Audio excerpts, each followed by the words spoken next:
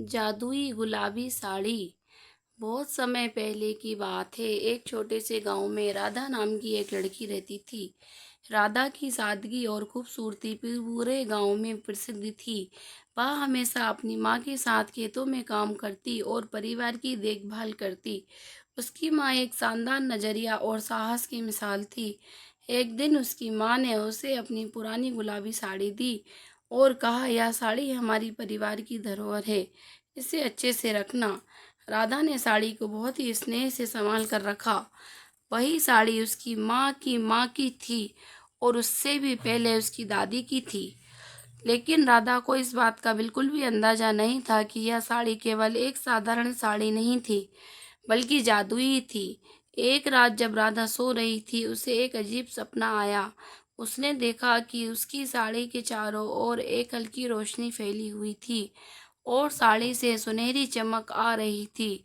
अचानक एक परी उसकी साड़ी से प्रकट हुई और बोली, राधा, ये साड़ी जादुई है। इसका प्रयोग तुम्हारे जीवन में खुशियाँ और समृद्धि लाने के लिए कर सकती हो। सुबह उठते ही राधा ने अपनी माँ से इस सपने के बारे में बताया, लेकिन उसकी माँ ने इसे सिर्फ एक सपना मानते हुए कहा, राधा, यह सिर्फ तुम्हारी कल्पना हो सकती है, परंतु अगर तुम्हें विश्वास है तो इस साड़ी को पहनने में कोई हर्ज नहीं है। राधा ने उस साड़ी को पहन लिया और उसके बाद जो हुआ वह वाकई में आश्चर्यचकित करने वाला था। जब वह खेत में काम करने गई तो वह हर पौधे को छूने से तुरंत फल और फूल से भर गया। उसका पूरा खेत हरा भरा और सुंदर हो गया। गांव के लोग ये चमत्कार देखकर अचंभित हो गए और राधा की खूब तारीफ करने लगे। कुछ समय बाद गांव में सूखा पड़ा, सारी फसलें बर्बाद हो गईं और लोग बहुत परेशान हो गए। गांव के बुजुर्ग राधा के पास आए और उसे कहा, राधा, तुम्हारी साड़ी में जादुई ताकत है, क्या तुम हमें बचा सकोगी? राधा ने सोचा और कहा, मैं कोशिश जरूर करूंगी। राधा ने अपनी साड़ी पहनकर खेतों में जाए कर सारी जमीन पर हाथ फेरा। अचानक आकाश में बादल छा गए और बारिश शुरू हो गई। पूरे गांव में खुशी की लहर दौड़ गई। सभी ने राधा को धन्यवाद दिया और उसकी साड़ी की खूब तारीफ की। गांव के राजा को भी इस चमत्कार के बारे में पता चला।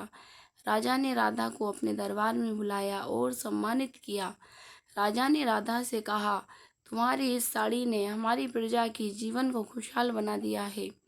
तुम सच में एक महान आत्मा हो। राधा ने उस साड़ी का केवल लोगों की भलाई के लिए इस्तेमाल किया। वह समझ गई थी कि साड़ी की ताकत से सिर्फ अपने लाभ के लिए कुछ कैसे किया जाए, यह ही नहीं बल्कि दूसरों की मदद करने का भी मौका मिलता है। उसने अपनी जिंदगी उसी तरह ही बिताई और सबकी प्रिय बन गई। समय बीतता गया और राधा की कहानी सिर्फ गांव में ही नहीं बल्कि दूर दूर तक पहुंच गई। उसकी ईमानदारी और परोपकार की मिसाल ने उसे सबके दिलों में जगह दी। उसकी साड़ी की जादुई कहानी सुनकर लोग उससे प्रेरणा लेते और सीखते। राधा ने अपनी साड़ी को अपनी अगली पीढ़ी को सौंप दिया। उसने अपने बच्चों और उनके बच्चों को समझाया कि इस साड़ी का हमेशा अच्छे कामों में ही इस्तेमाल किया जाए। इस तरह उस जादुई गुलाबी साड़ी का पहलू आगे बढ़ता रहा और लोगों के जीवन को बदलता रहा।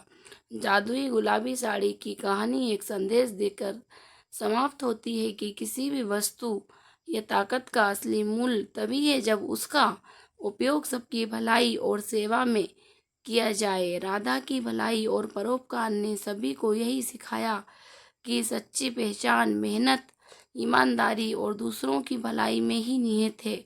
यदि आपको हमारी कहानी अच्छी लगी हो तो हमारे चैनल को सब्सक्राइब करें और लाइक